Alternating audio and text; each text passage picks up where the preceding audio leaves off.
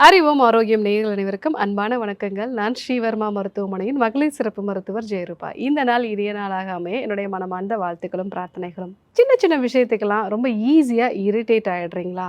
அது கூட உங்க முகத்துல வந்து நிறைய பிம்பிள்ஸ் வருது, செரிமான கோளாறுகள், ஆசிட் ரிஃப்ளெக்ஸ்ன்னு நம்ம சொல்லுவோம். நெஞ்செரிச்சல் மாதிரியான பிரச்சனைகள், சரியான தூக்கம் இல்லாத நிலை, இந்த மாதிரியான அறிகுறிகள்லாம் இருக்கு அப்படின்னா, உங்க உடம்புல பித்தம் அதிகரிச்சிருக்கிறதுக்கான வாய்ப்புகள் நிறையா இருக்கு. இது கூட சில பேர் வந்து எனக்கு ரொம்பவே டயர்டா ஃபீல் பண்றேன். சின்ன சின்ன விஷயத்துக்கெல்லாம் நான் அதிகமா வந்து கோபப்படுறேன்.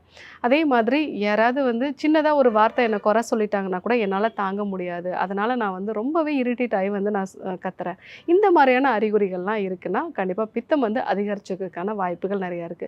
ஒரு சிலருக்கு அவங்க உடலே வந்து பித்த உடலா தான் வந்து இருக்கும். இல்ல நம்ம செய்யக்கூடிய செயல்முறைகளால, நம்மளுடைய உணவுகளால நம்ம உடம்புல வந்து பித்தம் அதிகரிச்சுக்கிறதுக்கான வாய்ப்புகள் நிறைய இருக்கு. ஸோ இந்த மாரி இருந்தது அப்படின்னா, பித்தத்த குறைக்கிறதுக்கு என்னென்ன விஷயங்கள்லாம் ஃபாலோ பண்ணணும்? அத பத்தி தான் நம்ம இன்னைக்கு பார்க்க இருக்கிறோம். நான் சொல்லக்கூடிய இந்த 5 விஷயங்கள நீங்க ஃபாலோ பண்ணீங்க அப்படின்னா, உங்க உடம்புல பித்தத்த வந்து அழகா வந்து நார்மலைஸ் பண்ணிக்கலாம். ஸோ முதல்ல பித்தம் அப்படின்னா என்ன? நம்ம உடம்புல நெருப்போட ஒரு அங்கமா இருக்கிறது. அதாவது நம்ம உடல் வந்து பஞ்சபூதத்தினால வந்து ஆனது. அதில நெருப்போட ஒரு அங்கமா இருக்கிறது தான் இந்த பித்தம். ஸோ இந்த பித்தம் வந்து நம்ம உடம்புல வளர்சிதை மாற்றம் ஆரோக்கியமான முறையில வந்து நடக்கிறதுக்கும், நம்மளுடைய செரிமான சக்திக்கும், நம்மளுடைய உணர்ச்சிகளுக்கும் இதுதான் ஒரு முக்கியமான காரணமா இருக்கு. ஸோ யாருக்கெல்லாம் இந்த பித்தம் வந்து அதிகரிக்குதோ, அவங்களுக்கு இந்த விஷயங்களும் அதிகரிச்சு காணப்படும். அதாவது உணர்ச்சிகள் வந்து அதிகமா இருக்கிறது. அதாவது எமோஷன்ஸ் வந்து ரொம்ப அதிகமா இருக்கிறது. அதே சமயத்தில அவங்களோட உடலோட வெப்பநிலை வந்து ரொம்பவே அதிகமா ஹீட்டா வந்து அவங்க ஃபீல் பண்ணுவாங்க. இந்த விஷயங்கள்லாம் அதிகமா இருக்கும். சிலருக்கு அந்த மெட்டபாலிசமும் வந்து அவங்களுக்கு அதிகமா இருக்கிறதுனால, ஸோ முகத்தில நிறைய எண்ணெய் வழியிறது, அவங்களுக்கு வந்து பருக்கள் மாதிரியான பிரச்சனைகள் இருக்குது, செரிமான கோளாறு இருக்கிறது, ஆசிடிட்டி சம்மந்தமான பிரச்சனைகள் இருக்குது. இதெல்லாம் வந்து நம்ம பார்க்கலாம். ஒரு சிலருக்கு பதட்டம் மாதிரியான விஷயங்கள், மனபயம் இந்த மாதிரியான பிரச்சனைகளும் வந்து இருக்கலாம். எதனாலலாம் பித்தம் வந்து அதிகமாகுது? நம்ம சாப்பிடக்கூடிய அதிக காரமான உணவுப் பொருட்கள், காஃபி, டீ மாதிரியான உணவுப் பொருட்கள வந்து அதிகமா வந்து எடுத்துக்கிறது. அதே மாரி எப்பவுமே வந்து ஒரு ஹையர் எமோஷனல் ஸ்டேட்லயே வந்து இருக்குது. ஒரு படபடப்பாவே வந்து இருக்கிறது. ஸோ ரொம்ப ஸ்ட்ரெஸ்ஃபுல்லா இருக்கிறது. இதெல்லாம் வந்து பித்தம் அதிகரிக்கிறதுக்கான முக்கியமான காரணங்கள். ஸோ இது மட்டுமா இல்லாம தொடர் எண்ண ஓட்டங்கள். இப்போ நம்ம நெறைய விஷயங்கள யோசிச்சுக்கிட்டே இருக்கிறது. ஒரு 10 நிமிஷம் நம்மள வந்து தனியா உட்கார வச்சாங்க அப்படின்னா, தொடர்ந்து நம்ம வந்து யோசிச்சுட்டே இருப்போம். ஸோ என்னைக்கோ நடந்த விஷயங்கள்லேருந்து, இன்னைக்கு நடந்துட்டு இருக்க விஷயங்கள்லேருந்து, ஃப்யூச்சர்ல என்னெல்லாம் ப்ராப்ளம்ஸ் வரும். இந்த மாரி தொடர்ந்து எண்ண ஓட்டங்கள் வந்து இருக்கிறது. ஸோ இந்த எண்ண ஓட்டங்கள்ல இன்னும் ஒரு விஷயம் ஸ்பெசிஃபிக்கா பித்தம் அதிகமா இருக்கிறவங்கள்ட்ட என்ன பார்ப்போம் அப்படின்னா, ஸோ அவங்க தன்னோட கட்டுப்பாட்டில் இல்லாத விஷயங்கள பத்தி நெறைய வந்து யோசிப்பாங்க. அதுவும் வந்து ஃப்யூச்சர் ஓரியன்டடாவே நெறைய வந்து யோசிப்பாங்க. ஸோ அந்த மாதிரி நம்மளுடைய கட்டுப்பாட்டில இல்லாத விஷயங்கள தொடர்ந்து யோசிக்கும்போது, அதற்கான தீர்வே வந்து இருக்காது. தீர்வு இல்லாத ஒரு விஷயத்த பத்தி தொடர்ந்து நம்ம வந்து யோசிச்சுட்டே இருக்கும் பொழுது, நம்மளுடைய உடம்பு வந்து நல்லா ஹீட் ஆயிடும். இதனால சரியான இரவு தூக்கம் வந்து அவங்களுக்கு இருக்காது.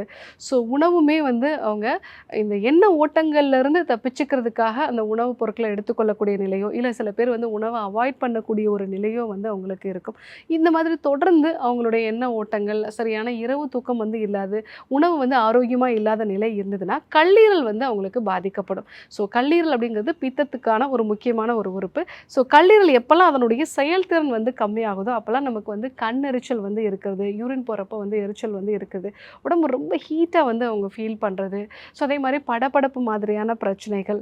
சில பேருக்கு வந்து பார்த்தீங்க அப்படின்னா, அடிக்கடி பசி எடுத்துக்கிட்டே வந்து இருக்கும். ஸோ இது எல்லாமே நம்ம இந்த கல்லீரல் பாதிப்பு இருக்கக்கூடிய நபர்கள் கிட்ட வந்து நம்ம பார்க்கலாம். ஸோ இது வந்து பித்தம் அதிகரிக்கிறதுனால வரக்கூடிய அறிகுறிகள். ஒரு சிலருக்கு வந்து பார்த்தீங்கன்னா, முக்கியமா பெண்களுக்கு ஒரு பித்தம் வந்து அதிகரிக்குது அப்படின்னா, அவங்களுக்கு அதிகப்படியான மாதவிடாயும் வந்து உதிரப்போக்கு வந்து இருக்கிறத பார்க்கலாம். ஸோ அவங்க கிட்டலாம் நம்ம கேட்கும்போது, நெறைய காரமான உணவுகள் சாப்பிடக்கூடிய நேச்சரா இருப்பாங்க. சரியான இரவு தூக்கம் வந்து இருக்காது. எப்பவுமே ஒரு கோல் ஓரியன்டடா ஓடிக்கிட்டே வந்து இருப்பாங்க. அடுத்த விஷயம் என்ன? அடுத்து என்ன? அடுத்து என்ன? இந்த மாதிரி ஸோ அவங்களுக்கு அந்த இலக்க மட்டுமே நோக்கி வந்து ஓடிக்கிட்டே இருப்பாங்க. அதுக்கு இடையில அவங்க ரெஸ்ட் எடுக்கணுங்கிற ஒரு சின்ன ஒரு எண்ணம் கூட வந்து அவங்களுக்கு இருக்காது. இந்த மாரி தொடர் எண்ண ஓட்டங்கள் வந்து இருந்துட்டே இருக்குன்னா, அவங்களுக்கு பித்தம் அதிகரிக்கும். ஸோ அதனுடைய அறிகுறியா தான் அவங்களுக்கு வளர்சிதை மாற்றம் ரொம்ப அதிகமா இருக்கும் பொழுது, அவங்களுக்கு உடல் ரொம்ப வந்து பலகீனமாகிறது. அதே மாதிரி சரியான இரவு தூக்கம் வந்து இல்லாம இருக்கிறது. படபடப்பான விஷயங்கள் வந்து இருக்கிறது. சின்ன ஒரு எமோஷனலா இருந்தாலும் அவங்களால வந்து தாங்க முடியாது. உடனடியா அதிகமா கோவப்படுறதோ, இல்ல வருத்தப்படுறதோ, இந்த மாதிரியான விஷயங்கள் வந்து தொடர்ந்து இருக்கும். இந்த மாதிரி பித்தம் வந்து அதிகரிக்குது அப்படின்னா நான் சொல்லக்கூடிய இந்த 5 விஷயங்களை கண்டிப்பாக ஃபாலோ பண்ணுங்கள். முதல் விஷயம் எண்ணெய் தேய்ச்சி குளிக்கிறது. ஸோ யாருக்கெல்லாம் பித்தம் வந்து அதிகமாக இருக்குதோ அவங்க எல்லாருமே எண்ணெய் தேய்ச்சி குளிக்கிறது நல்லது. ஆனால் பித்தம் அதிகரிக்கக்கூடிய நபர்கள் கண்டிப்பாக எண்ணெய் தேய்ச்சி குளிக்கிறத வந்து வழக்கப்படுத்திக்கோங்க.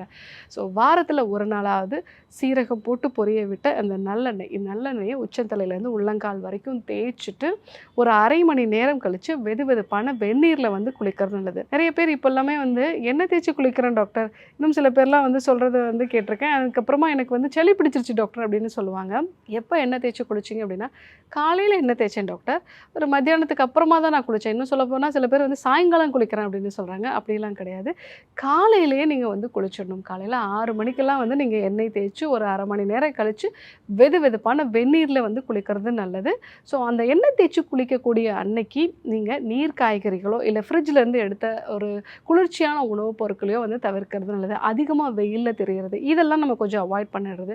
பகல் தூக்கத்தை வந்து அவாய்ட் பண்ணிடுறது. ஸோ இதெல்லாம் நம்ம வந்து ஃபாலோ பண்ணிட்டிங்கன்னா நல்லது. ஸோ ஒருவேளை எண்ணெய் தேய்ச்சி குளிக்கும்போது ஒரு 3 வாரம் உங்களுக்கு உடல் சோர்வாக இருக்கிறதோ இல்லை வந்து ஒரு சளி பிடிக்கிறது மாதிரியான விஷயங்கள் இருக்கலாம். ஸோ இதற்கு நம்மளுடைய மருத்துவமனையில் சினடெக்ஸ் சூர்ணம் அப்படிங்கிறது கிடைக்குது. ஸோ அந்த சூர்ணத்தை வந்து நீங்கள் உச்சந்தலையில் வச்சிங்க அப்படின்னா உங்களுக்கு சளி பிடிக்காது, உங்களுக்கு எந்த தொந்தரவும் வராது. ஒரு 3 வாரத்துக்கு அப்புறமா அது வந்து உங்களுக்கு நார்மலாகிடும். அடுத்ததாக நீங்கள் வந்து வெட்டி வேர் சேர்ந்த தண்ணீர் வந்து நம்ம எடுத்துக்கலாம். ஸோ வெட்டி வேர் சேர்ந்த தண்ணீர் அப்படிங்கிறது வந்து உங்களுடைய கல்லீரலில் இருக்கக்கூடிய செல்கள் எல்லாத்தையுமே புதுப்பிக்கக்கூடிய ஒரு தன்மை இதற்கு இருக்கிறதுனால இது வந்து உங்கள் உடம்புல ஹீட்டை வந்து குறைக்குது. ஸோ அதனால் நீங்கள் நல்லா நைட்லேயே வந்து ஒரு 1 லிட்டர் தண்ணியில் ஒரு கைப்பிடி அளவுக்கு நீங்கள் வெட்டி வேரை சேர்த்து ஊற வச்சுடுங்க. காலையில் அந்த தண்ணீரை வந்து நீங்கள் குடிக்கலாம். ஸோ காலையில் எந்த நேரத்தில் குடிக்கலாம்னா காலை 10 மணிலேருந்து ஒரு 2 மணி வரைக்கும் நம்ம குடிக்கலாம். அந்த காலகட்டம் தான் நம்ம உடம்புல பித்தம் வந்து அதிகரிக்கக்கூடிய ஒரு காலகட்டம். ஸோ அந்த காலகட்டத்தில் நம்ம வெட்டி வேர் சேர்ந்த தண்ணீர் வந்து நம்ம எடுத்துக்கிட்டோம் அப்படின்னா நமக்கு உடம்புல பித்தம் வந்து நல்லா வந்து குறைய ஆரம்பிக்கும். ஸோ 3வதாக நம்ம கொத்துமல்லி சேர்ந்த தண்ணீர் வந்து நம்ம எடுத்துக்கலாம். இந்த கொத்துமல்லி அப்படிங்கிறதும் பித்தத்தை குறைக்கக்கூடியது. இல்லைனா இந்த சுக்கு மல்லி ஒரு காஃபி மாதிரி எடுத்துக்கிட்டோம் அப்படின்னா அதுவும் வந்து உங்களுக்கு பித்தத்தை வந்து குறைக்கக்கூடியது.